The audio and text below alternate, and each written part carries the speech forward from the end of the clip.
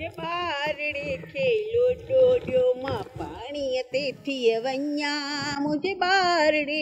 हिन कुंवर जो खारो पाणी मिठे ते थी वञा हिन कुंवर जो खारो मुझे बारड़े ए वरी हिन भागो सेठ वरी किथां आयो नूरी आई का ए हाओ सेठ आओ नूरी ए सुञाणी की न तो की है ए लगे तो हाणे मेरे अखियुनि का झको थी वई ए सफा को अंधो थी वई की न नूरी न यो तोखे भोलो है अञा अंधो की न थियो आया ए पो पक ए थियण वारो आही आओ आओ नूरी हाणे मौके तो ई त मचो न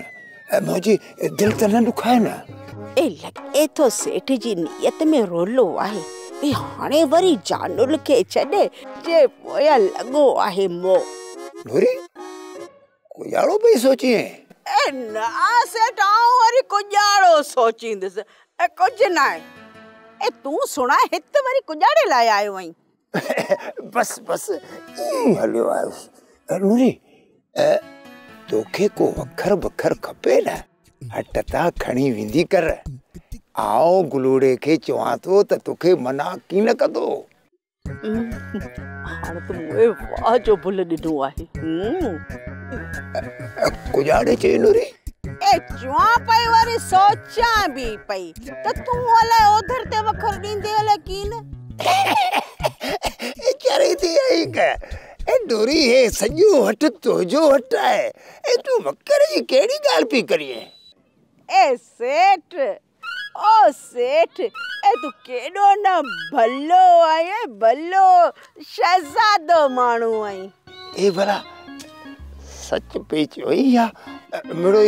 मुझे दिल रखण ला पे करिए ए आओ सेठ ए इतबार ना है का ए तू त लखे जो मानू आ करोड़न जो मानू आ सोनो आ डोरी ये चई मुझे दिल तो थारी चली है ए सेठ ए जे मिचरी डिठो न ए दिल त पो ठरंदी ए कुजाड़ो ते जोई ए आऊं चवाती मिके एवेर पई थे ए आऊं वन्या ती हाणे मिचरी अची विंदो आ वन्या ती आ सोप सीरियल सारंग जा तमाम एपिसोड्स दिसो HD क्वालिटी में विजिट करियो असांजो YouTube channel Sindh TV HD drama subscribe कयो असांजो official YouTube channel Sindh TV HD drama ऐं वधीक अपडेट लाइ बेल आइकन खे क्लिक करियो।